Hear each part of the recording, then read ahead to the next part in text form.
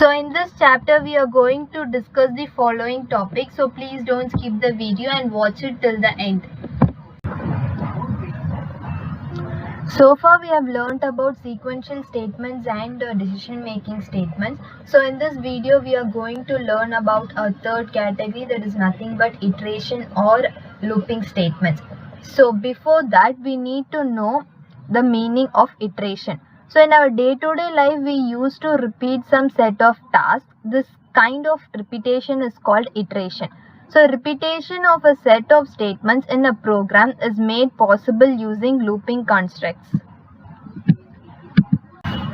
So in our day-to-day life we repeat tasks like eating, drinking water and sleeping. So the same way in Python also we used to repeat some tasks based on a condition.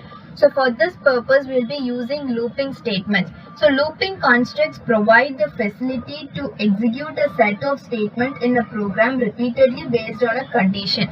So now let us talk about that. So this is the flowchart for general looping statements.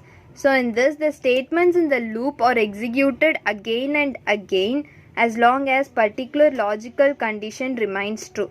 So this condition can be checked using a variable called as control variable. Let us talk about that later. And when the condition becomes false, it comes out of the loop. It is always important to set an exit condition or else the program will not stop. So now we are familiar about looping statements. So now we are going to talk about the types of looping statements in Python. So the first type is for loop and the next one is while loop. So now we are going to discuss about for loop in the upcoming slides. So as we know that for loop is a looping statement. Now what is the use of for loop? So the for statement is used to repeat itself over a range of values or a sequence, and it can also be called as definite loops because the statements are executed for definite number of times. So this is the syntax for loops. For followed by control variable, in is a keyword, and followed by a sequence and followed by colon. So here control variable is nothing but a variable that takes a new value from the range each time the loop is executed, and the sequence is nothing but it is a list, string or tuple. We will cover about this in the next chapter. So this is a simple flowchart for loop. Now if the test expression is true, then the body of for loop will be executed, and then the counter variable will be updated and it will be keep on executing the body of for loop, and if the condition is false it exits from the loop. So with every iteration of the loop, the control variable checks whether each of the value in the range has been traversed or not.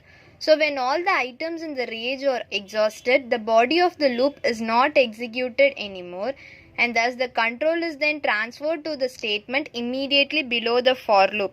That is, this statement will be executed after that. In for loop, it is known in advance how many times the loop is going to be executed, and that is the main advantage of for loop, and for this reason it is called as definite loops. So now in this program, I is a counter variable, and as we have already discussed that the sequence can be list, string or tuple. In this I am taking it as a string followed by a colon. So here I is a counter variable and will be assigned each value of the string program. That is, for the first time I will be P, and for the second time I will be R, and for the third time I will be O, and it goes on till the last letter of the particular string. So now body of the for loop will be executed for each value of the loop variable. That is, here it will be executed for 7 times. So at first the value of I is P. Now if I try to print the value of I, P will be printed first, and then I get incremented, and now the value of I will be R, and R will be printed in the next line. So it keeps on repeating till it reaches the last element of that particular sequence. Now let us try to print the output. So this is the output for this particular program. Now look at our second program. Here I is a loop variable and will be assigned each value of the string 1, 2, 3. That is, for the first time I will be 1, and for the second time I will be 2, and for the third time I will be 3. So body of the for loop will be executed for each value of the loop variable. That is, here it will be executed for 3 times. So in the first iteration, the loop shall be executed with I equal to 1 and will print welcome 1 times. And then the body of the loop will be executed with I equal to 2 and will print welcome 2 times. And again the same method of execution shall take place with I equal to 3 and will print welcome 3 times. Now let us see the output for this. So here is the output. So now look at our third example. Here we can also use a predefined function called range. Here 1 is the starting point and 5 is the ending point, which means the I can take the values from start to end minus 1. So here I can take the values 1, 2, 3, 4. So now if I try to print the value, so here is the output, because I is taking the value from 1 to 5 without including 5. So here this is the syntax for range function. Range start comma stop comma step. Here start and step parameters are optional. So first, what do you mean by range function? So range is a inbuilt function in Python and it is used to create a list containing a sequence of numbers starting with the start and ending with 1 less than stop. So now by default the list starts from 0 and in every iteration it is incremented by 1, but we can specify a different increment value by using this step parameter. So now these are some examples. Range of 5 will produce 0, 1, 2, 3, 4. As we know that it starts by default, it starts from 0 and ends with end minus 1. So for range 1, 11, it produces numbers from 1 to 10, and for range 0, 20, 5, here step parameter is 5. So we are producing this list. So now we are clear about for loop. So now we are going to see about our next loop, that is while loop. So while statement in Python executes a block of code repeatedly as long as the test condition of the loop is true. The control condition of the while loop is executed before any statement in the body of the loop is executed. So this is the flowchart for while loop. So if the condition is true, the body of the loop is executed. Again, the control condition of the loop is tested and the loop continues as long as the condition remains true. When the test outcome of this condition becomes false, the loop is not entered again and the control is transferred to the statement following the body of the loop. So now look at the syntax.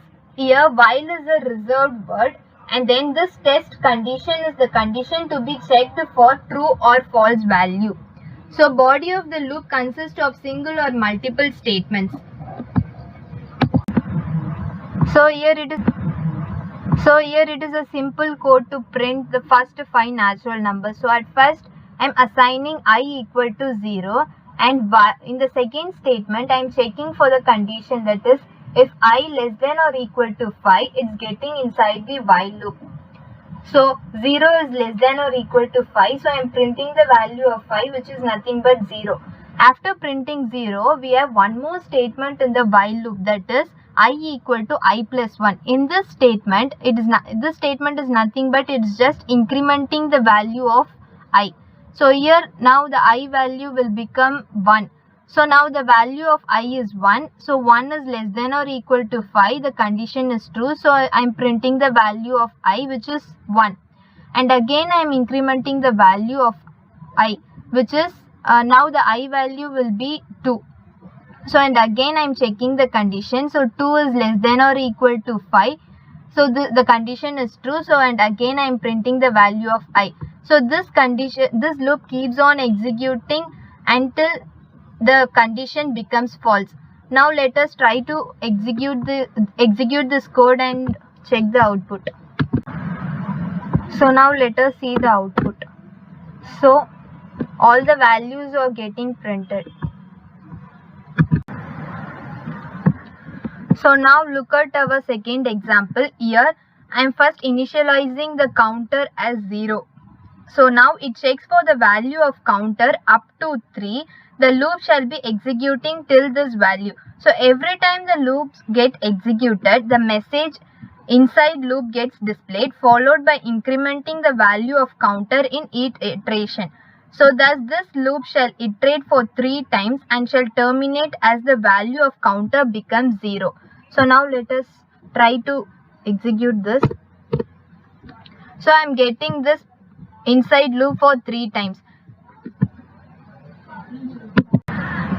So till now we have discussed the while loop and for loop constructs without the use of else part. Now we will see how else construct performs well with the while loop and for loop. So if the else statement is used with the for loop, the else statement is executed when the loop has exhausted iterating the list. Now save this and run the code.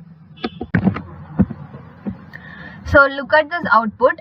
The statement in the else part is also getting executed when the I value becomes 5. So now I am going to use else in the while loop. So if the else statement is used with a while loop, the else statement is executed when the condition becomes false.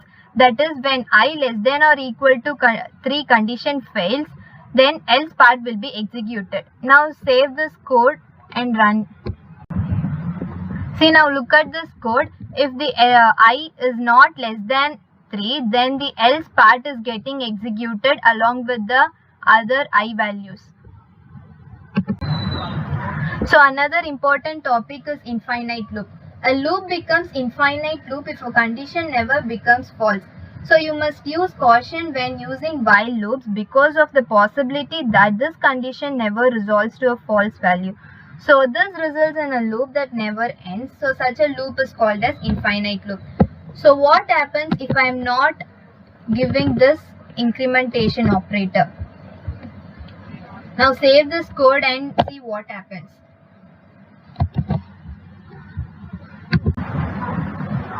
So here it keep on executing the value of I without ending.